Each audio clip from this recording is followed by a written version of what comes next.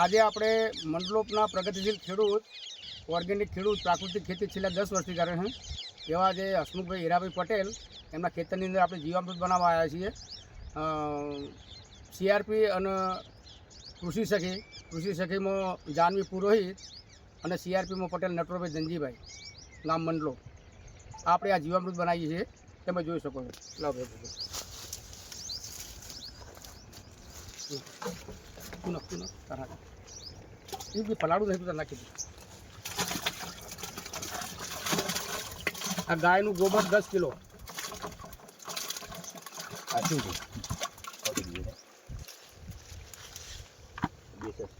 ગૌમૂત્ર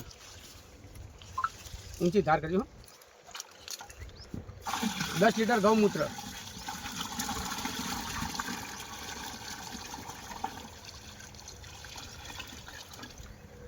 આ બધા આવું ને એ લીધે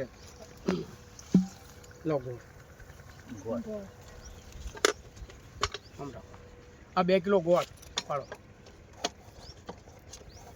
દેશી ગોળ 2 કિલો,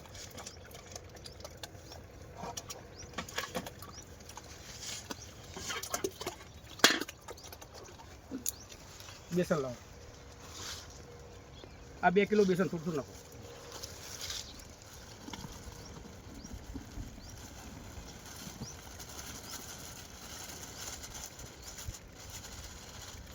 અવાવરું માટી 2 કિલો। કોઈ જૂનું ઝાડ હોય એના નીચેની માટી કાકે એની અંદર બેક્ટેરિયા વધારે હોય માટીમાં।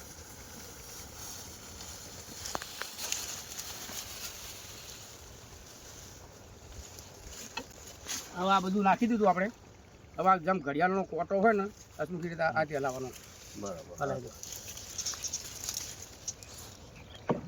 આ રીતે સવારે 5 મિનિટ ને સાંજે 5 મિનિટ તો બધું આવે રીતે લાગી પાડલો કરી।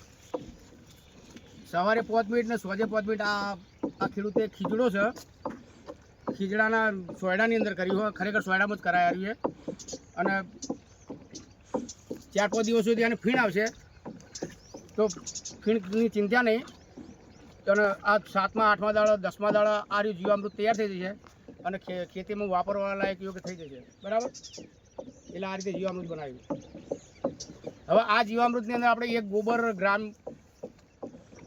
1 ગ્રામ ગોબરની અંદર 300 થી 500 કરોડ બેક્ટેરિયા છે। તો આપણે 10 કિલો નાખ્યું ગોબર તો કેટલા બધા બેક્ટેરિયા થયા। અને જે વડ નીચેની માટી લાયા ને સજીવ એની અંદર મુઠ્ઠી માટીની અંદર કરોડો બેક્ટેરિયા છે। તો આ બધા બેક્ટેરિયા ભેગા થશે। હવે બેક્ટેરિયાને